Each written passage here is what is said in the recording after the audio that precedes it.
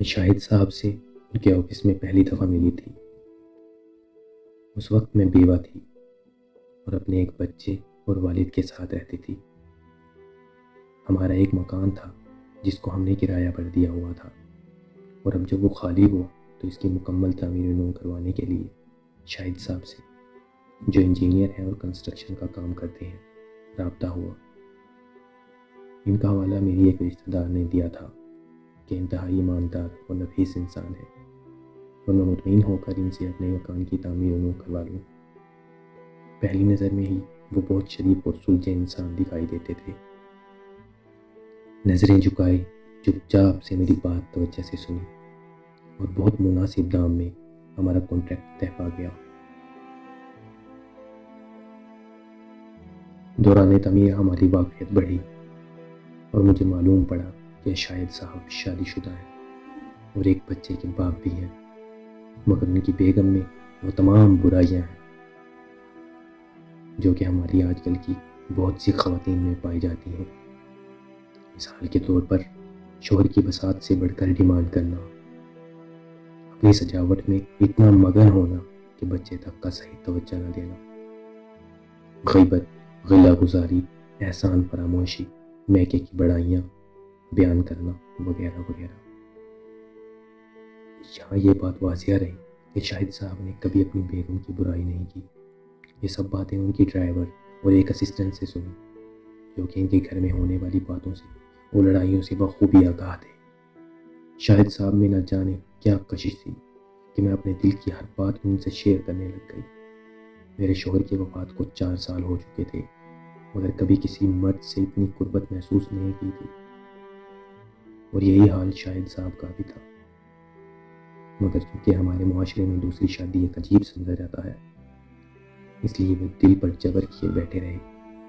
خیر مکان کی تعمیر مکمل ہوئی، اور جب وہ آخری ملاقات کے لیے آئے تو میں نے سوچا کہ اس انسان نے خود تو ہمت کرنی نہیں، تو میں نے خود ہی انہیں اپنے سے نکاح کرنے کا کہہ دیا۔ اب شاہد صاحب اللہ میاں کی گائیں دیندار سے آدمی تھے، تو مجھے دل سے چاہنے کے باوجود اپنے مخصوص انداز میں سر جھکائے بیٹھے رہے۔ پھر کہا کہ آپ تو جانتی ہیں کہ میں شادی شدہ ہوں اور اپنی بیوی سے مطمئن ہوں، اس لیے کبھی نہیں چاہوں گا کہ آپ کو ایک ایسی خاتون کا تانا ملے جو ایک شادی شدہ مرد سے دوسرا نکاح کر کے سوتن بن جائے۔ اسلام میں تو جائز ہے، مگر ہمارے معاشرے کا خاصہ ہے کہ دوسری شادی والی عورت کو برا سمجھا جاتا ہے۔ میں کہاں ہار ماننے والی تھی، اور سچ بات یہ ہے کہ شاہد صاحب جیسا مجھے ملنا بھی کہاں تھا۔ تو میں نے کہا دیکھیں صاحب، میرا اپنا گھر ہے، بچہ ہے، اور والد صاحب ساتھ رہتے ہیں، تو آپ بس مجھ سے نکاح کر لیں، اپنا نام دے دیں۔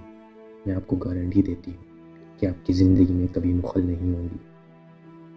انکم میری اپنی ہے، تو اس نان و نفقہ کے سلسلہ میں بھی آپ کو پریشان نہیں کروں گی،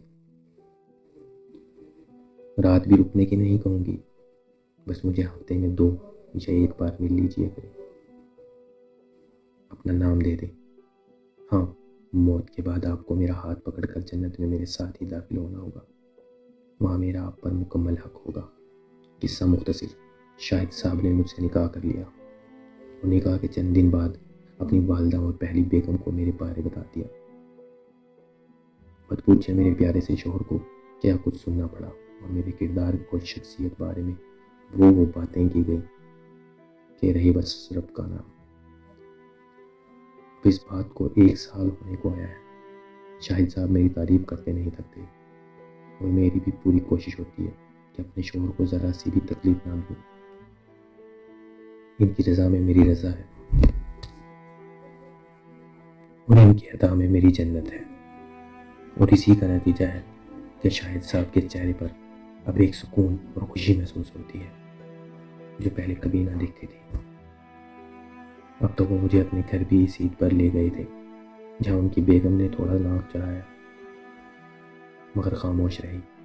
ہاں، میں نے ان کو تحفے بھی دیے اور اپنا اخلاق اتنا اچھا رکھا کہ شاہد صاحب کا بیٹا تو میرا دوست بن گیا، اور والدہ نے بھی پوری طرح مجھے قبول کر لیا۔